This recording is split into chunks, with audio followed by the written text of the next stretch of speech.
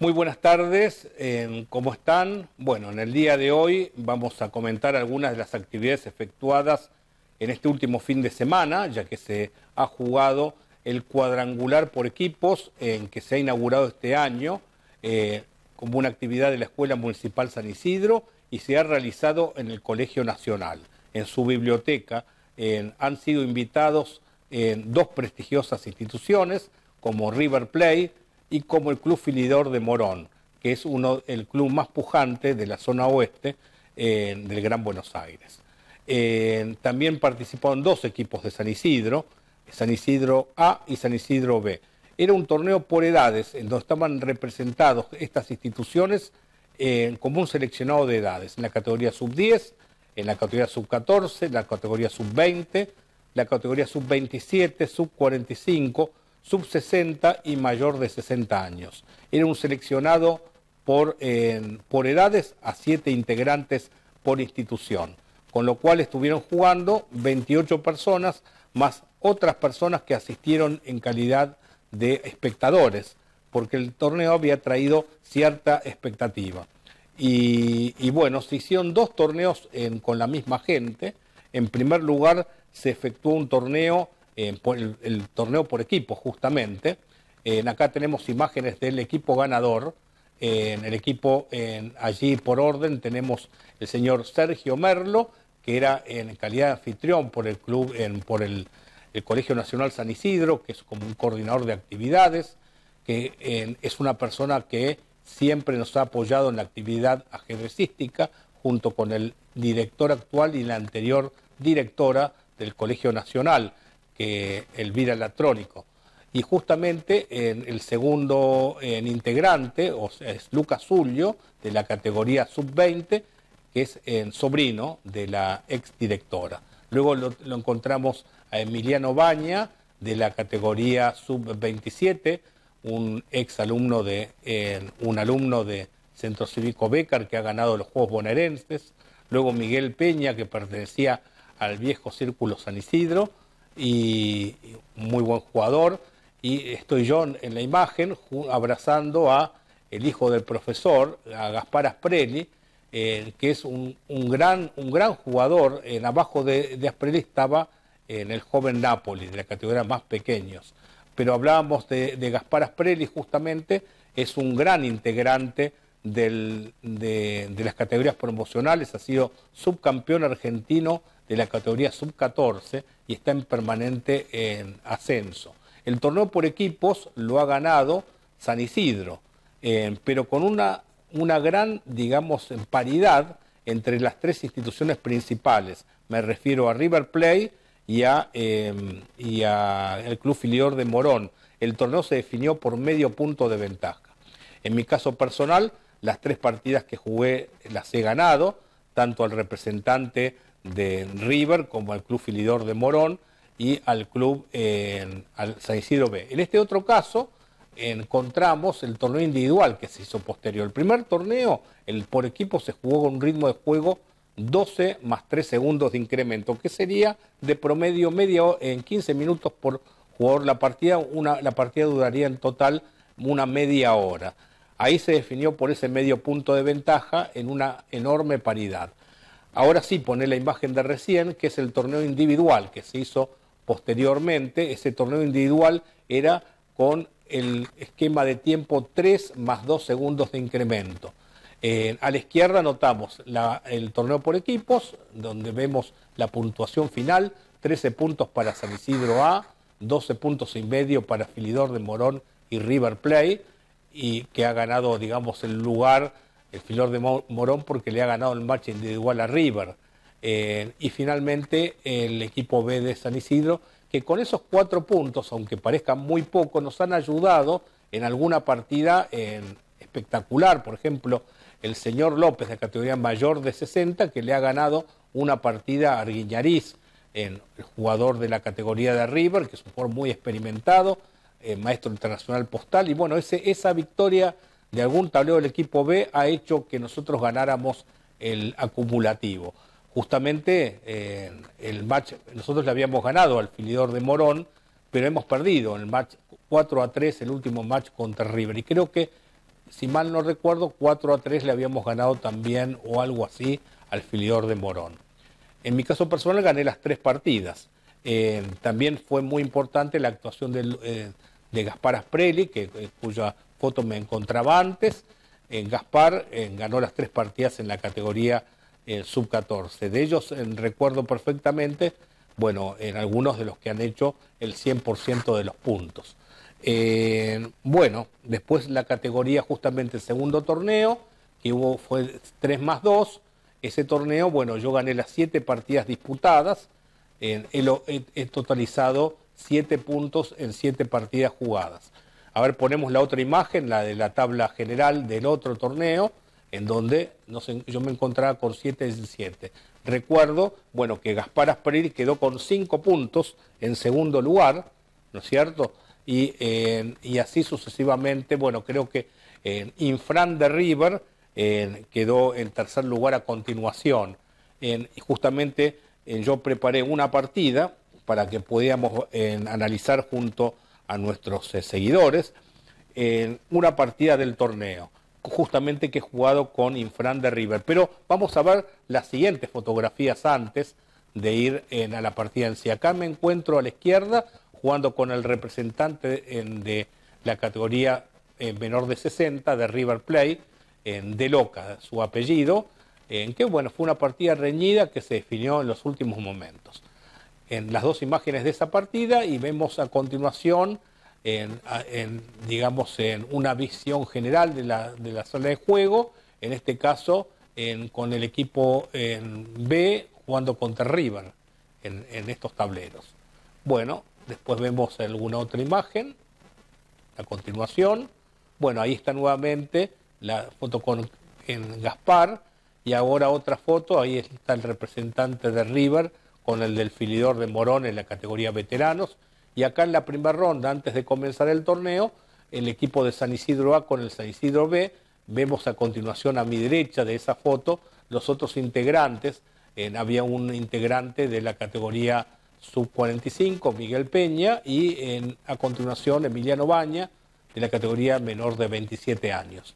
Acá a mis, digamos, de espalda a la imagen tenemos a Luis Fernández del equipo B de San Isidro, que bueno, también en esas 3 partidas que he jugado fueron 3 partidas muy reñidas en la competencia por edad. Después, en el torneo individual de 3+2, si bien tuve alguna partida riesgosa, como con Pablo Zapata, que estuve mal en esa partida, el resto de las partidas la gané con bastante claridad, logrando para un jugador que está un poco inactivo, lograr en el día del sábado 10 puntos sobre 10 partidas disputadas es todo un honor, ¿no? De cualquier manera, bueno, o sea, hay que, para jugar en una liga todavía más competitiva, con otros maestros o grandes maestros, bueno, hace falta foguearme un poco con este tipo de torneos para luego llegar preparado a esos otros tipos de torneos con los mejores jugadores de Argentina. Igual era para un torneo interclubes, un torneo fuerte, donde participaron varias, sobre todo de las categorías promocionales. Contábamos con la participación de la Cruz, el joven de la Cruz, Martín de la Cruz, que es el campeón en panamericano de ajedrez de la categoría sub-12, creo yo. Y después otros importantes jugadores, ya sean locales como que nos han visitado, lo cual ha hecho un torneo en primer término muy ameno, muy competitivo, muy parejo, donde no había ni el más mínimo resquemor. Ha sido toda una fiesta del ajedrez con un tercer tiempo, ayudado mucho por el señor Sergio Merlo del Colegio Nacional San Isidro, al cual le quiero hacer un agradecimiento especial como institución, porque siempre, en todo el año, ha sido sede de nuestros torneos, y realmente es muy valioso su directiva, como también así, en especial este profesor, que es digamos, una persona que invierte su tiempo libre, porque él no tiene ningún, digamos, interés económico, y pasa toda una tarde del sábado por abrir las puertas por una actividad tan buena como el ajedrez. Hay gente en nuestra sociedad, como Sergio Merlo, que considera digamos, su tiempo bien invertido en una función loable como abrir las puertas del colegio para que se pueda disputar los vecinos de San Isidro un torneo de ajedrez. Yo creo que hay que hacer un reconocimiento especial también para su persona, ¿no? Bueno, entonces vamos a ver dos partidas de este torneo. Yo creo que las imágenes ya están terminadas, así que nos queda ver una partida que he jugado con el torneo de 3+2, en un ritmo bien rápido, contra este jugador de River Plate. Jugaba yo blancas, he jugado el movimiento E4, mi rival Infran jugó C5, la defensa siciliana. Entonces yo he jugado caballo F3, él ha jugado caballo C6, y entonces, para prevenir alguna línea como la variante Sveshnikov, en vez de lo usual, que es D4, utilicé el movimiento caballo C3. Entonces se ve que él venía con idea de jugar la Sveshnikov, porque en vez de proponer G6 para un jugador de dragón, o E6 para alguien que juegue sicilianas más tipo Poulsen, o D6 para invitar a jugar el ataque Ritzer-Rauser o el ataque Velimirovic, juega E5. Bueno, esta jugada ocupa el centro, defendido por el caballo de C6, pero debilita de alguna manera el puesto central D5, la casilla D5, y también de alguna manera debilita la diagonal A2, G8, lugar donde se emplaza, por lo tanto, el alfil de casillas blancas, apuntando al punto cercano al rey, F7, que queda como debilidad mientras el rey negro permanezca en el centro del tablero. El negro entonces juega D6 para abrir la diagonal del alfil de C8, D3 haciendo lo propio con el alfil de C1. Entonces, alfil E7. Este orden de jugadas parece fundamental, ya que si se saca primero el caballo a F6, permitiría caballo G5 y el ataque sobre F7 entre el alfil de C4 y el de caballo G5 rendirías sus buenos frutos. Por lo tanto, alfil E7 previene ese movimiento.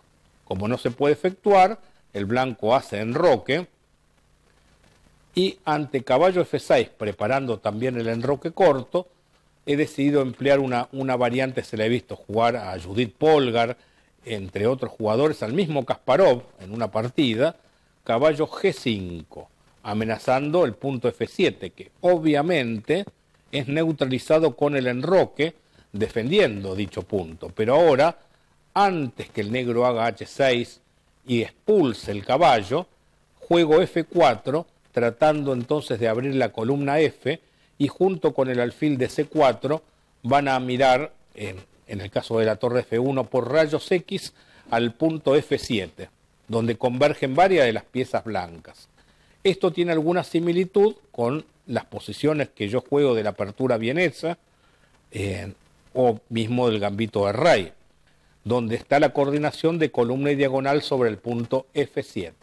Entonces, el negro expulsa el caballo jugando el movimiento H6, ¿no? Entonces, el caballo se retira a F3 y él optó por un movimiento no tan teórico como alfil E6, hace alfil G4, clavando el caballo de F3, a lo que yo respondí con H3, pidiéndole explicaciones al alfil. Ahora no era conveniente retirar el alfil H5 porque puede venir una persecución del alfil y dejarlo muy mal ubicado después de toda esta secuencia en la casilla H7. Por lo tanto, una vez que entró a G4 es para canjearlo por el caballo de F3 y entonces la dama, entra en juego, dama por F3. Entonces el negro aprovecha ese tiempo para colocar el caballo en D4 y así atacar la dama, y por otra parte el peón de C2. Entonces regresé con la dama D1 para proteger dicho punto. También podía jugar dama F2, dudé en la partida de una jugada o de otra, pero me quedé con D1 porque sigue controlando un posible salto a H5 y una entrada del alfil a H4. Entonces dama D1 mantiene el control de dicha casilla. Él juega, por lo tanto, A6 con la intención de jugar B5 y automáticamente A4 para evitar dicha expansión. El negro juega dama D7, mirando la jugada B5, por lo tanto, con la jugada A5, evito dicho movimiento y miro la casilla B6 para que el caballo vía D5 o A4 pueda llegar a dicha casilla donde hay una imagen de un ataque doble, pero sobre todo es una casilla débil. Entonces, luego del movimiento A5, a ver si efectivamente vino ahí, a ver, vino A4, A4, dama D7, A5, bueno, a ver, porque me parece que hubo un movimiento anterior, no, así mismo fue alfil D8, jugada que me estaba olvidando, y entonces vino el movimiento en caballo D5.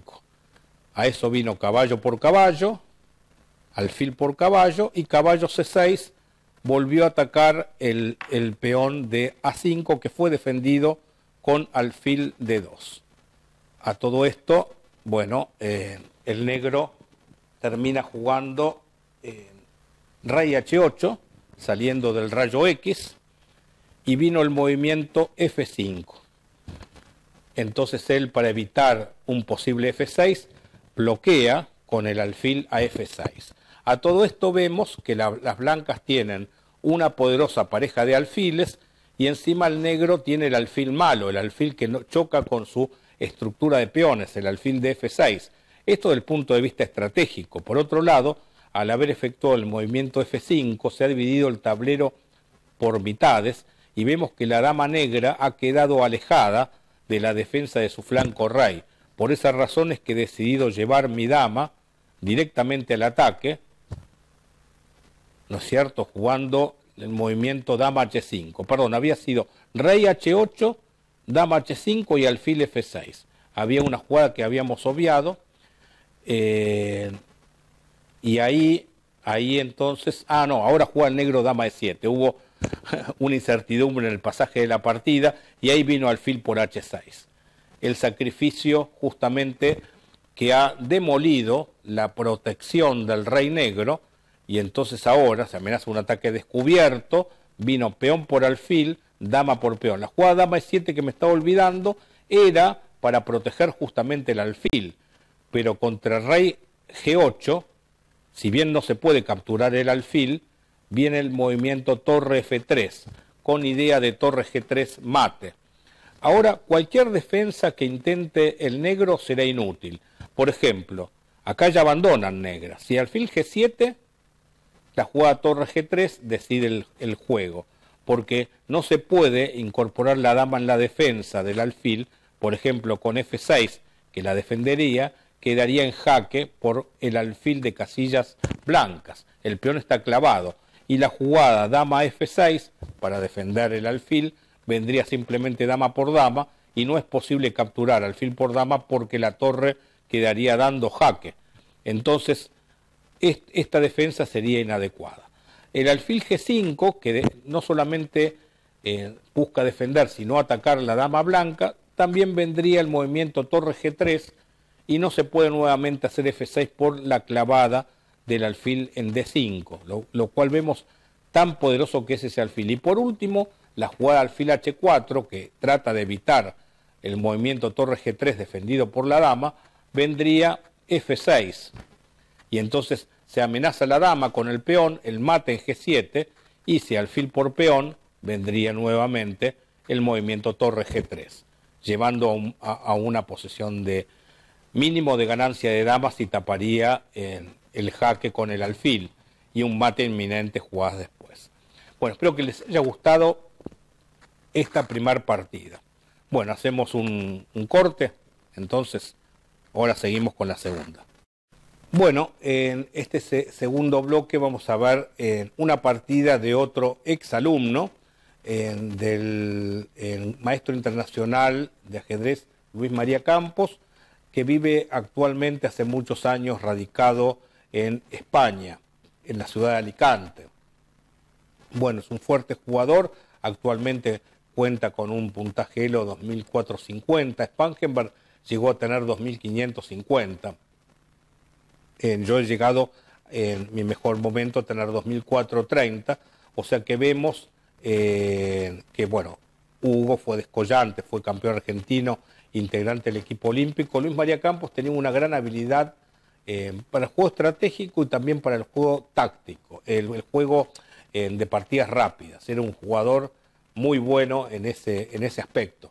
Y creo que ha ganado en España numerosos torneos ante jugadores de mayor ranking de esas características, como el que yo he jugado el último sábado acá en el Colegio Nacional. Vamos a hacer una partida de un torneo de la ciudad autónoma de Alicante, por equipos, donde jugaba él con blancas, para ver un poco su juego de los últimos tiempos, esta partida.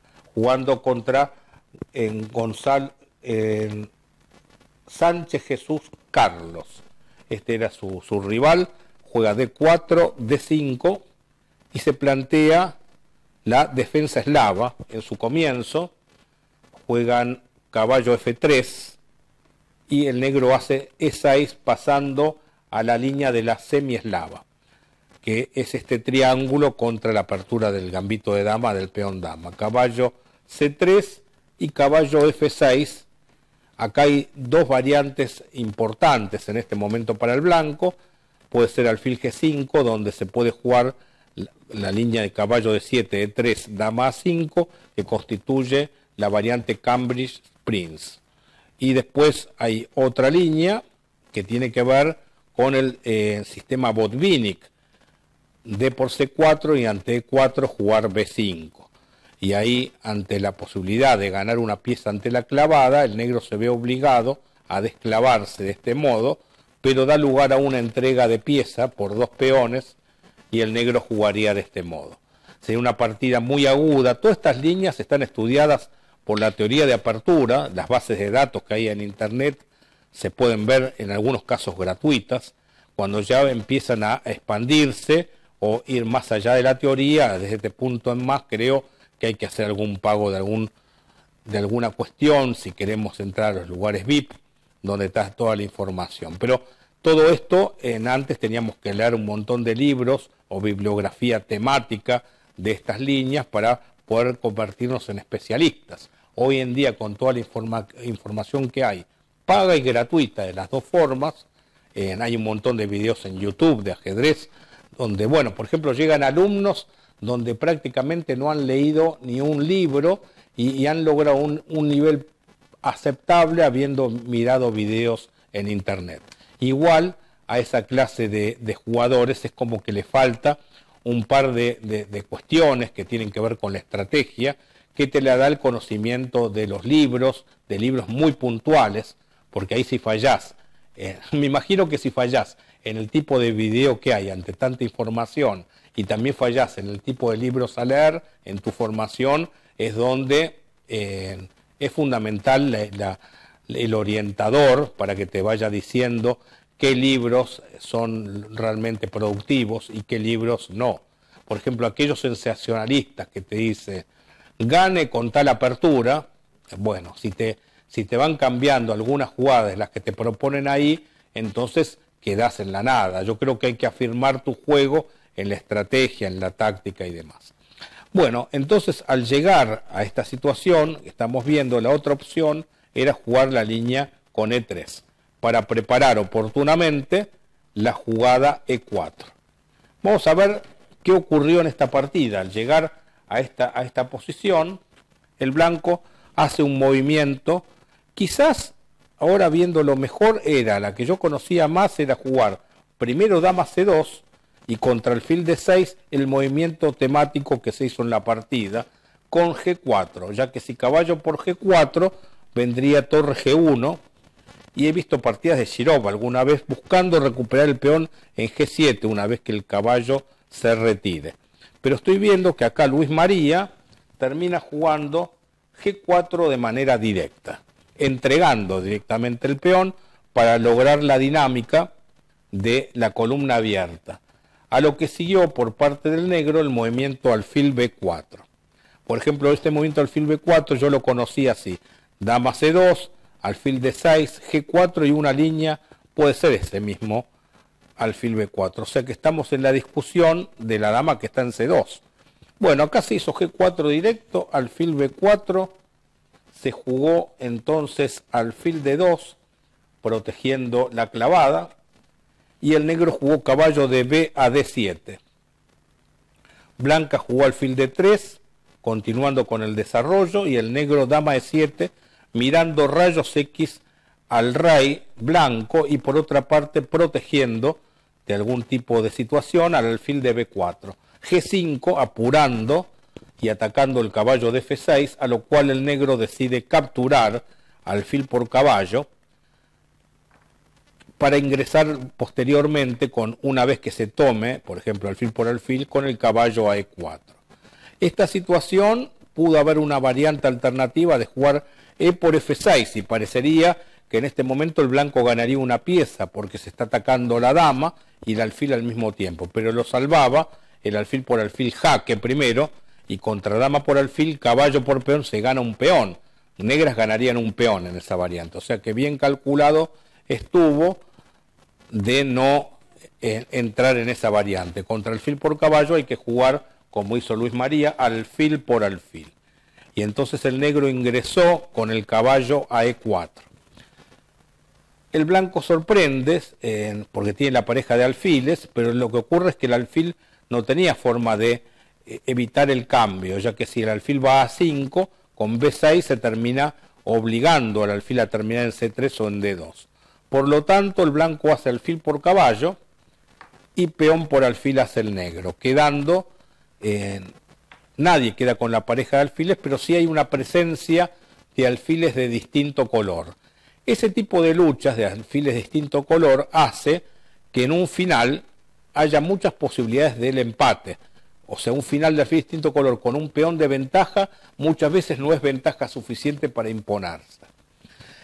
Ahora en el medio juego es otra historia, porque figúrense, van a ver la continuidad de la partida, va a tener que ver con esto. Una de las diagonales a lo mejor no es tan débiles como la otra. De hecho, ambos no tienen opositores con alfiles de ese color. Entonces, si la debilidad de casillas negras es más pronunciada que la debilidad de casillas blancas, el que dispone del alfil ventajoso va a tener una pieza atacante de más muchas veces por las casillas de ese color, lo cual va a ser una gran desventaja para el rival. Vamos a ver ya más internado en el medio juego de qué estoy hablando.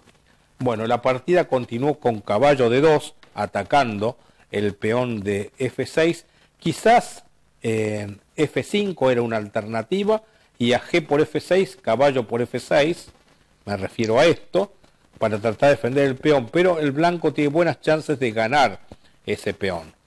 El negro intenta otra cosa, intenta E5, porque seguía mirando el tema del rayo X, y por otra parte habilita la diagonal del alfil de C8. Cuando vino E5, vino caballo por peón. Seguramente seducido ante la jugada E por D4 a la toma de dama por D4, protegiendo así el caballo del ataque de la dama. Entonces el negro decide enrocar, jugar esta partida con el peón de menos, pero con el alfil de distinto color, y el blanco también mira en rayos X al rey negro con la torre en G1. B5. El negro trata de lograr la casilla central D5 para allí ubicar el caballo de D7 vía B6 D5.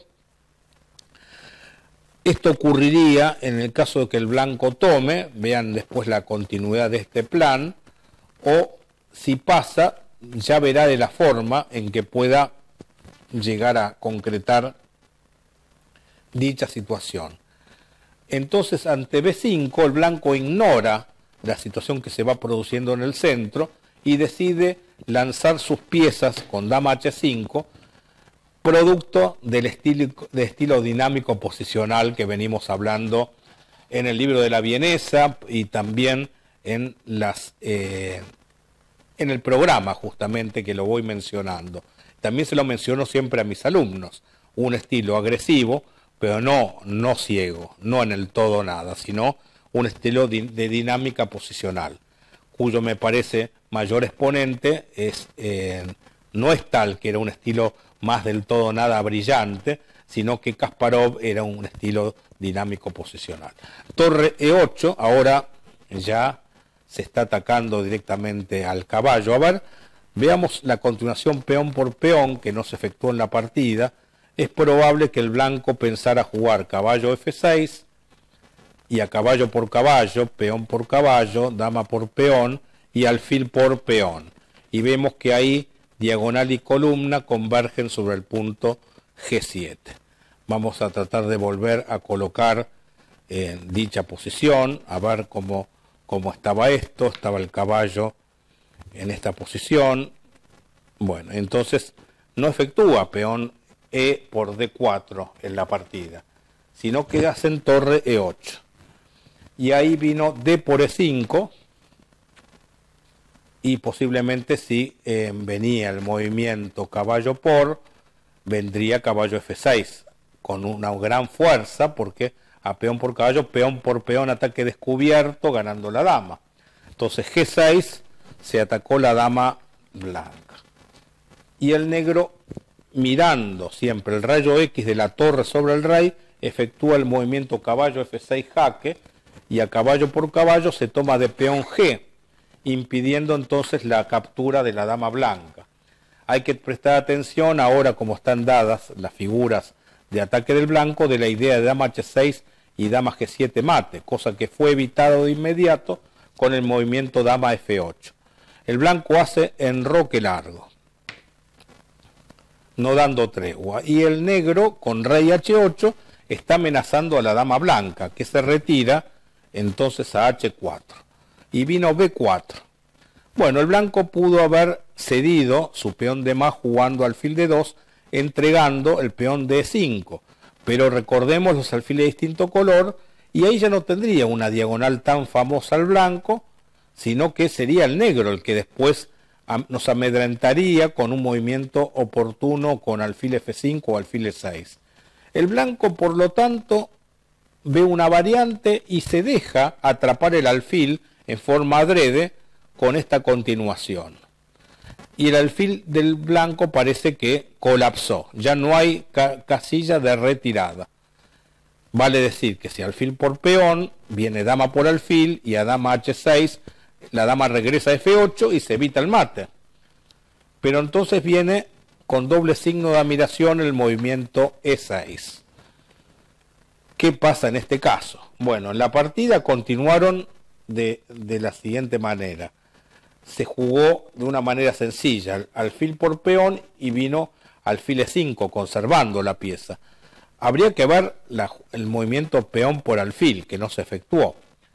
Yo creo que la jugada sería E7, atacando la dama negra se correría G8 y vendría la jugada torre por D4. Entonces allí el blanco simplemente se va a doblar de torres, va a ingresar con una torre a la octava línea oportunamente. Antes yo creo que jugaría dama H6, torre se dobla y torre 8. Entonces cuando se producen todas las capturas en D8, termina tomando con la dama y recibiendo mate, por lo tanto, en la casilla G7 con la dama. Por eso es que se decide no tomar ese peón. Y el negro juega alfil por E6, recuperando uno de los peones entregados. Pero entonces ahora el alfil sobrevive, jugando alfil E5, vino torre A de 8 disputando la columna, torre por torre y torre por torre. Parece raro, el blanco cedió la columna porque tenía preparado el golpe final. A ver, esto estaba así, entonces vino torre por peón, nos dice. Torre por peón y el negro juega entonces alfil F5. Perdón, estaba la dama estaba, por eso me había quedado qué pasaba con la toma de dama. Torre por G6. Claro, no es posible tomar de peón H porque está clavado y no es posible tomar de peón F por F7 y se gana, se da mate. Dama G7, dama por D8 mate. Entonces a torre por G6 se decidió jugar alfil F5, torre G5 atacando el alfil, y bueno, después de acá se jugó dama E8, posiblemente mirando si torre por F5, dama D7, se ataca la dama, buscando un contrajuego en la última línea. Pero acá se jugó dama F6 y decide abandonar entonces el negro. La partida fue interesante. Justamente el tema en que se trató en esta partida fue la debilidad de casillas de un color, la debilidad de casillas negras, cosa que se da mucho en las partidas de alfil de distinto color en el medio juego. Recuerden que este tipo de finales, por ejemplo, si jugáramos un final de alfiles de distinto color, muchas veces un peón no alcanza, pero en medio juego suele ser una herramienta letal para aquel que dispone del mejor alfil. Bueno, espero que les haya gustado esta partida de Luis María Campos. Luis María Campos fue alumno durante la época de juvenil, que éramos más amigos, yo soy un poco mayor que él, tendré una diferencia de unos 5 años, y bueno, le he acompañado a un campeonato argentino menores de 20, en épocas que jugaban Sorín, Hoffman, los principales jugadores de la categoría, Boisonet y otros. Y bueno, y después él decidió radicarse en Europa. Bueno, hace mucho tiempo que no lo veo. Sí hacía el hermano, a José Félix Campos, que suele ser más que un alumno, que nunca lo ha sido, un amigo, que lo suelo ver con frecuencia. Bueno, espero que les haya gustado estas dos partidas que he traído preparadas en el día de hoy. En el tercer bloque veremos en otro tema de estrategia preparado con años atrás, grabados años atrás, sobre el tema de centro cerrado. Bueno, nos vemos la próxima. Muchas gracias. A punto de realizar la 8ª partida de esta presentación. Mi nombre es Rodolfo Garbarino y estoy con mi colaborador Martín Litvak, y vamos a desarrollar una partida sobre el centro cerrado, una partida que se disputó entre Beliaski y Bagirov, que comenzó con una defensa francesa, E4, E6, D4 Martín, D5, de vuelta a la variante Tarrasch, caballo D2. En este caso optaron por caballo F6, E5, caballo FD7, y optaron por la jugada F4, la más agresiva en esta posición.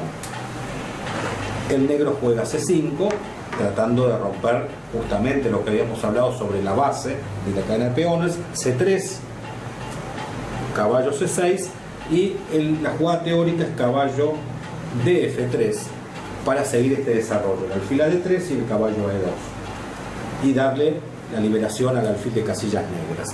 El negro, en vez de jugar lo convencional, que puede ser tomar peón por, y después dama D6, o la jugada dama A5 por el peón clavado y así poder tomar, opta por una jugada no tan afortunada, que fue jugar C4, con lo que queda la formación de peones totalmente cerrado.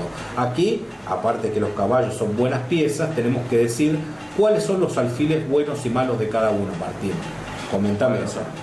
Este es el alfil malo del negro, es su alfil bueno, alfil malo del blanco, alfil bueno del... ¿Qué lo hace la estructura de peones? El que choca con la propia estructura de peones es el alfil malo. Entonces, el plan, con relación a este tipo de juegos, es tratar de buscar las rupturas. ¿Dónde va a tratar de romper cada uno? ¿Y qué es lo que hace eficaz la ruptura? Bueno, el blanco trata de romper acá, en el F5. ¿Por qué razón? Ya que es la base de la estructura de peones del negro. Claro, el punto más avanzado, claro, la casilla adyacente, es el lugar de ruptura. ¿Y el negro por dónde va a romper? Intentará romper en B4, que es el punto más avanzado, claro, el de C4. Veamos la partida. Jugaron G4 sin temor a abrir el rey, porque una cancha cerrada no es peligroso esto, y se está buscando F5. Aquí en la partida se buscó el contraataque con B5. Otra opción es H5. ¿Se puede jugar H3, Martín? H3 no se puede jugar, ya que luego de los cambios de peones queda la torre en el aire. Queda torre en el aire. Entonces veamos cómo estaba la posición. En este caso, el blanco tenía pensado jugar peón por peón, torre por peón, caballo E2 para jugar caballo G3 y buscar la ruptura con F5. Y si el negro jugara G6, igual seguiría caballo G3 y después H4, H5 y se busca luego de dama C2 presionar al punto G6. Por esa razón, en la partida se optó por una contraataque en el flanco dama con B5. Siguió caballo E2 ahora, caballo B6, caballo G3, están preparando la ruptura. El negro hace lo propio con la suya, con A5. Alfil G2, B4, el blanco no toca los peones del lugar donde están atacando y opta por el enroque para que sea más fuerte la ruptura en F5 y así presionar sobre el rey adversario el punto F7.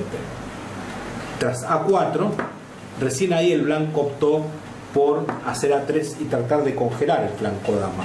Desde luego esto sería un suicidio posicional, pues el blanco jugaría solo en el flanco rey. Optaron por tomar, peón por, generando esta casilla débil. ¿Quién puede trasladarse hasta allí, Martín? Un caballo. Caballo A5 para caballo B3. Y el blanco hace una muy buena jugada. Tras caballo A5, torre A2, con idea de torre F2 y ahí romper en F5. Y el blanco con eso tendría un muy buen juego. Esta partida está señalada en la enciclopedia de aperturas como clara ventaja blanca. Con esto terminamos. Y todas estas partidas están en el libro El Maestro de Ajedrez, que se puede contactar a través de mi página web www.rodolfobarbarino.com.ar y allí están los detalles de este libro. Y también en el tema de... ¿Martín? Sí, nos pueden ubicar también en Facebook, pueden contactarnos ahí y bueno, los esperamos. Bueno, muchas gracias, fue un gusto.